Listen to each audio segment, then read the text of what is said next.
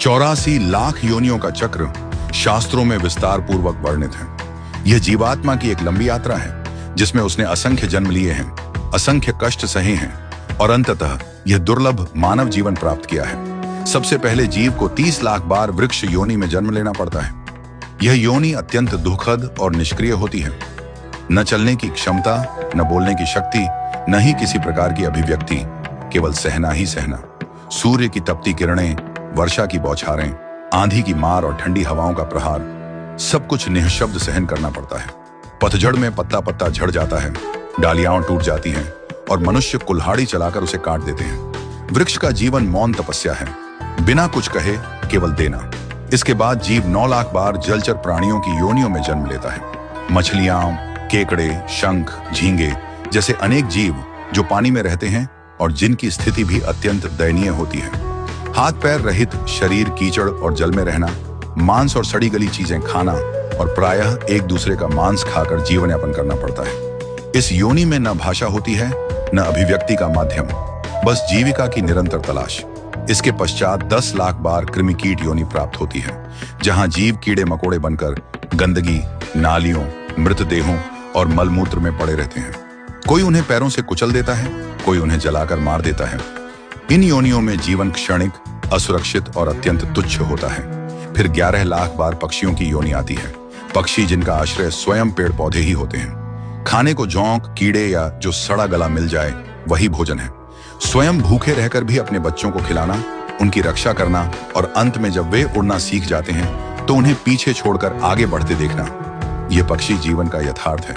कुछ पक्षियों की आयु लंबी होती है जैसे काक और शकुनी, पर जीवन फिर भी अस्थिर, भयपूर्ण और संघर्षमय होता है। इसके पश्चात पशु योनि में 20 लाख बार जन्म लेना पड़ता है।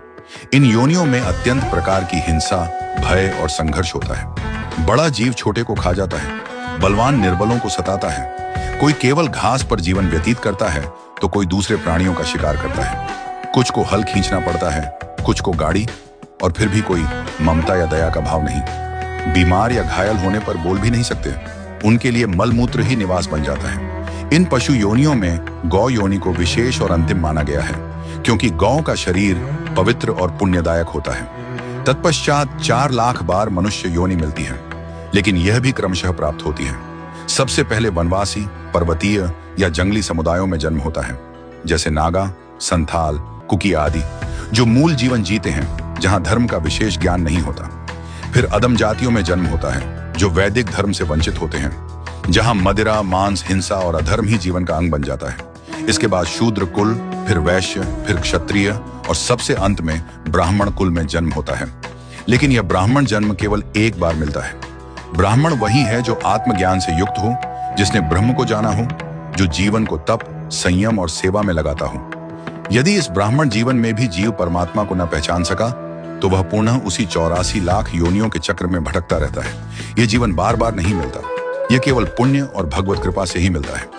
भागवत के अनुसार इस संसार से पार पाने का सबसे सरल और प्रभावी मार्ग है हरि नाम स्मरण, कीर्तन, सत्संग, सेवा और भक्ति। इन उपायों से ही आत्मा शुद्ध होती है और परमात्मा के चरणों में स्थान पाती है।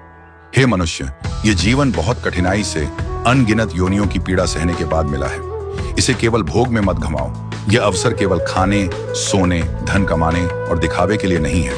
ये एक परीक्षा है, एक सीढ़ी है, जिससे ऊपर चढ़कर मोक्ष की ओर बढ़ना है। जो इस जीवन में ईश्वर को न पहचान सका वह अगले जन्म में यह अवसर नहीं पाएगा। इसीलिए अपने जीवन को सार्थक बनाओ, प्रभु का नाम लो, सेवा करो, विनम्र रहो, सत्कर्म करो और इस दुर्लभ जन्म को भगवान के चरणों में समर्पित कर दो।